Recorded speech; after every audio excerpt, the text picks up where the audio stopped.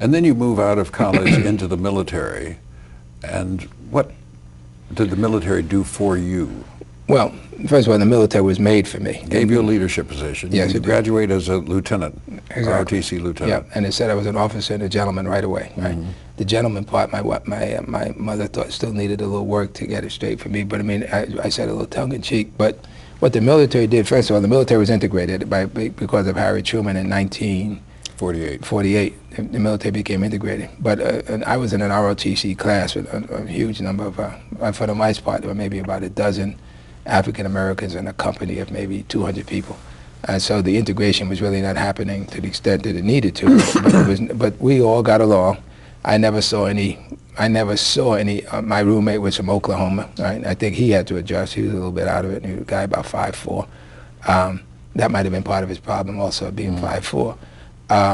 But the military gave you a chance to be the best. And the reason so many people, so many men, because at that time women were not in the ROTC, and they are now. And it's striking to me to go to graduation and see 2 or 3 women stand up sharp as they can be and be young lieutenants also. But the military gave you an opportunity on an equal footing to prove you were as good as the next person. And we did that with a vengeance. We did it in Korea, we did it in Vietnam, in terms of showing the metal we were made of. And so when I went into the service, I volunteered. I went to Ranger School first as a young lieutenant. I went to airborne school. Jumping out of airplanes. In fact, the joke was that on my honeymoon, the plane landed, and I was more petrified of the plane landing than I was of it taking off, because every plane up until that point that I had got taken off in, I jumped out of. I thought everybody had a parachute, and so my wife and I on our honeymoon, we managed to land in the plane. Good. But then it gave me a chance to really be a leader. I had the best platoon in the company, and then I had the best company in the regiment, because at that time we were on the regimental organization within the service, and when I graduated, ended up graduating. When I got out of the service after 2 years, because I only put 2 years of active duty in, I could, that was a discipline in the Army. You put your clothes in one place, you put your socks in another place, your rifles went another place. And so the reason that I was able to do as well as I did, and the company did as well as it did, is because I led by example. And I think without realizing that there was a leadership thing, I just knew I wanted to be the best. I inculcated that into my people, and that's a word I probably overuse, but I wanted them to know that if you want to be good, you have to start with a baseline of where you're going to be and then set a goal for yourself.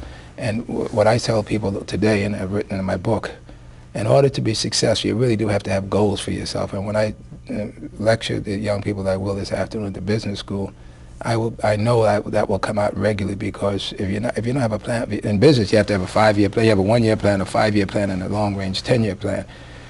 And if you don't have those goals, you're not going to make it. And in this economic environment, obviously today, there has to be, with the tragedy of what has happened on September 11th. Now, let me ask you about something. We're going to talk about Ron Brown in a minute, but you and Ron Brown are only 2 of a larger cadre of people in our generation. I'm 61, you're 67. 6. I 66. I got 4 more months to go. But of large numbers of figures in this generation who are leadership figures in law or medicine or any other field, relatively few of them have any kind of military service. And I'm wondering what that service did for him and for you to distinguish you. That's very easy. And how does it distinguish you from the larger group that doesn't have this service? I had no military service. Very easy. The military gives you enormous responsibility at a very young age.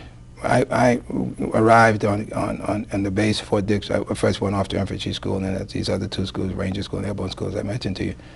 Arrived on the post at Fort Dix, and they said, those 40 men you're responsible for. You're responsible for any problems they have. You're responsible for their being places on time. You're responsible for how well they know how to clean a rifle. You're responsible for how well they keep their barracks. You're responsible for them to be back on the post. If they get a weekend pass, they got to be back. And if they're not back, that means you didn't tell them. They didn't hear what you told them. They have to be back on time. And here I was, 21 or 22, responsible for 40 other adult men. Right? And then I became the executive officer of a company, and that meant that I even had greater responsibility. Then I became a company commander. Now, at that point, I was the exec officer and then a company commander for a brief period of time for a company of about 300 men. It was a headquarters and headquarters company. Well, I was giving instruction to people, sergeants who could have been my father. In fact, the reason that I really did not stay in the military my wife-to-be was appalled that here were these men who were 50 years old having to salute me, and I was only 22 years old, and she could not get in her mind the discipline of some person who could be my father, having to not only take orders from me, but looking to me for guidance. Well, that meant that and that headquarters company had about 300 men. I used to have a payroll of about $250,000. They would hand you a bag of money, a satchel of money with United States Mint written on it, or whatever, U.S. Treasury, excuse me. A bag of money on payroll day. Once a month, the troops got paid. It'd have one sergeant walking you with a carbine and you with a 45, and you'd have that $250,000. You'd march over to that headquarters company, where you were the company commander or the exec at the time, and you'd sit there and count on every dollar. And if there was a dollar missing, you were in trouble. If it was $50 missing, because as far as they were concerned, you had to come back and tell them before you started the payroll, before you started giving them in. And payroll, every one of those sergeants, every one of those privates is waiting for their pay. So it was a leadership thing that said, $250,000, I got to find this money. Now, I must tell you, when I was $10 over, I didn't worry about it. When I was $10 under, since I was getting paid a whole $237 a month to jump out of planes with a little extra money for jumping out of planes and not landing on my head, I was very conscious. But what would happen, you'd put all the money in envelopes, and so your hands were green by the time you got ready to actually give the money to the men. And I knew in my mind that somebody was going to shriek somewhere in the middle of the afternoon because I was going to have somebody in an envelope that had $10 shy. And they were usually, in other words, if I had $10 left over when I counted all this money, I was not about to see where this $10 was due. And so I knew that sometime during the morning, somebody was going to come over in a panic and say, Lieutenant, I'm missing $10. And I'd say, prove it. He said, and the poor guy was standing there counting, and I just handed him a $10 bill. Now, when I was $10 under, I'd say, count it again, let me see what you got, because I wanted to find out where the $10 went. Sometimes you'd have to go through half the company to find this $10 bill. So it was a discipline, again, that you learn. Hopefully that answered the question.